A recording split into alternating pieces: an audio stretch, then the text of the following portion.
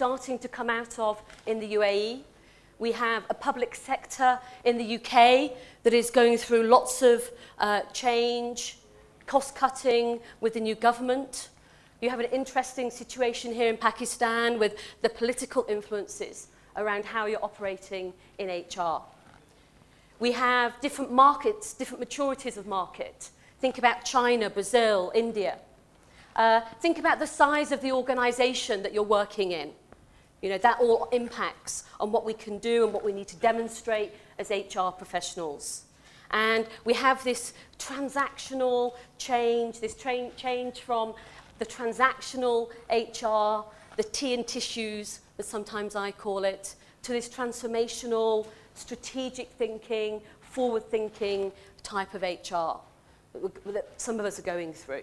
And some of us are making better headway. Some organizations, some of our clients that we come across are making more headway with that than others. There's also our changing role. There's the perception of us from our line managers, from the board. We talked yesterday how, you know, the board actually aren't even thinking HR. So that's something we need to consider. We've got the business partner model that seems to be so popular at the moment. I'm not sure how far that's going in Pakistan, but certainly in Dubai we're seeing a lot more of that. And we also have the outsourcing we talked about yesterday. So, you know, what is HR outsourcing? Do we need to pay the wages? Do we need to recruit everybody? You know, what bits can we do? What bits do we make a difference? What bits fit with the strategy of our organization? And what bits can other people do better than we can do? We have devolvement to the line. Gosh, as I'm going through the list, I'm thinking, wow, we've got so much to think about. You know, are our skills thinking there about the skills of our line managers? You know, they're managing our people. How much are we supporting them with that? And technology. Bada's speech yesterday, his presentation, reminded us, you know, this technology, it's going so quickly, and HR plays a part in that. And certainly the sophistication of the employees. So in the UK, I think about the graduates that come through, and their expectations of their HR team are a lot bigger and brighter than they were when I first started in HR nearly 20 years ago. So, in thinking about this, do you think any of these factors, do you think any of them are more important that drive these behaviours for HR? Is there a number one here for anybody? Yeah? Which yes, sir. What's your number one there? Obviously, the maturity of the market. Yes. Yes. So we've got maturity of the market and the dynamics and what's happening in the business sector. Absolutely. I think for me that's probably my number one as well. Don't forget there are no right and wrong answers here. Your organisation may be at a different stage. Anybody else got a number one here? What's the biggest impact in terms of the behaviours? Changing role of HR. Yes, interesting. Because you can then encompass everything there. Yeah. And adapt accordingly. Yeah, so the changing role, it's a good one. Yeah, as a business partner. Yeah. Yeah. It's interesting, isn't it, with a business partner model, because certainly it's quite difficult to educate the organisation. It's fantastic, isn't it, because it's a great model because it's sort of this one where we're so close to the customer. You know, isn't it? It's like getting close to the customer, which we, you know, I'm a retail background. You know, I love shops, I love retail. It's about money in the till. And by being a business partner model, you know, you can get closer and really understand what's happening. But actually, it does, in my experience, take time to actually educate. How should it happen? What should the line be doing versus what should HR be doing? What systems are in place? How can we get consistency across the organisation? So we very quickly say, yeah, business partner model, fantastic. But it makes it seem a lot easier than I think in reality it is. Good. So we've got our backdrop. We know the context in what we're working. And the first thing I was going to point out was this Ulrich model that I found. So he did a competency study. He's done it for many years. I think he's done it for about 20 years now. And this one came out in 2007. And he targeted and he found that there should be, in his view, from the research, that there are 6 key areas that we need to be focusing on as HR. And I think the main thing on this slide here is you can see there the people and the business. So, you know, this idea is, you know, we talked about business over here, and rightly so, I think, you know, my view is, yeah, it's number 1. But actually this model is very clearly telling us that actually the two come together. You know, you do both. You know, you've got to be mindful of the people aspect because of the long-termism that will bring and the benefits and the value to the organisation.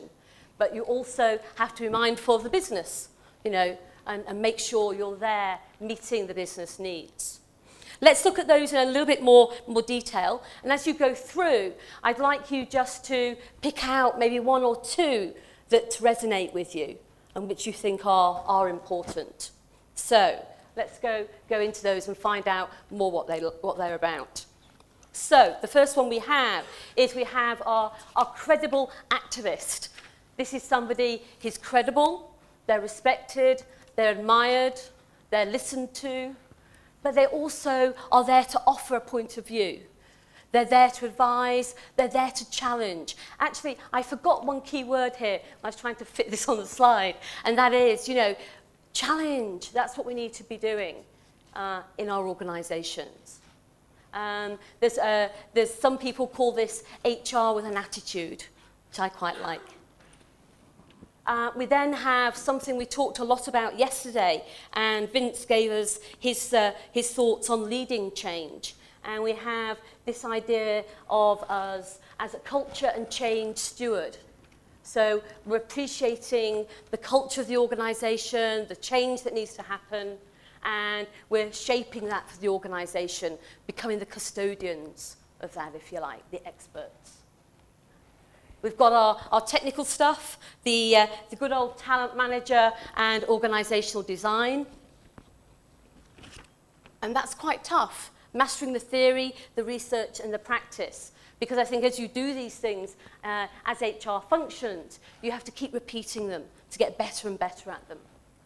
And then we have the strategy architect. So this is somebody who, let me see, has a vision for the organisation and can this in the future and can see how it's going to win in the future and plays an active part. An active part. Such a key word, isn't it? And it's so difficult to do.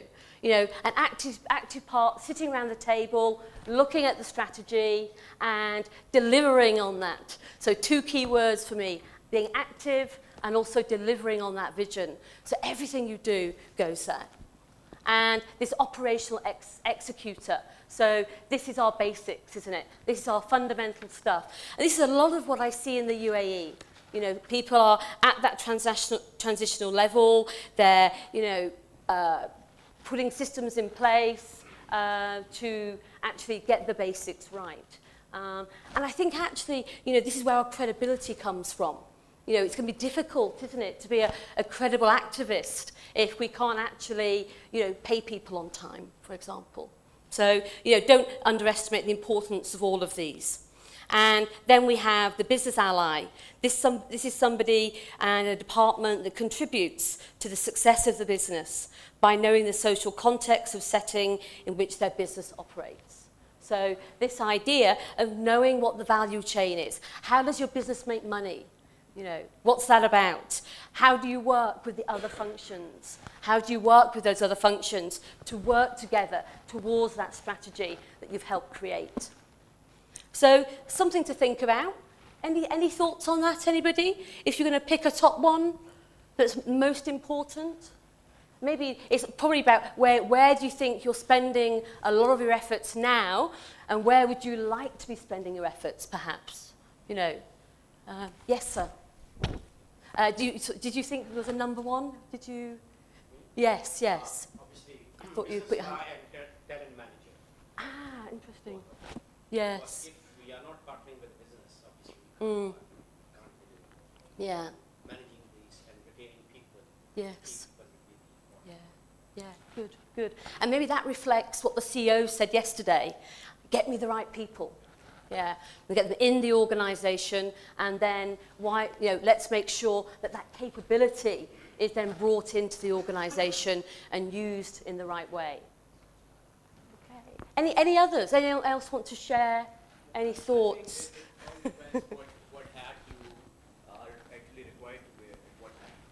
Yes. All these roles Yeah. are, they're supposed to be there. Yes. But then at times you have to be more active Yes. and agile on one particular role because the environment demands so. Absolutely. Staff management is looking for your input at that time. Yeah. But you should be capable enough of doing all this because this is a tall order. Absolutely. And one person as head of the HR doing all this Yes. would be a top HR professional anyway. Yeah. You should have the skill set to do this.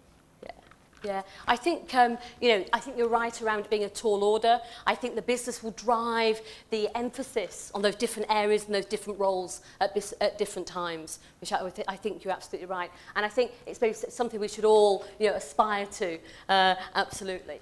But it's also about the team, and that's fitting in with what we talked about earlier. We do this together with the organisation. We don't do it on our own. We demonstrate these competencies. Let's have a look at the CIPD one I picked up as well. So this is the profession map, which again just gives another dimension to it. And it'd be interesting to see when you see this, which one you prefer. Which one resonates more with you as an HR professional. So basically the CIPD, they put a little bit of research together, and what they wanted to do was think about what does great HR look like?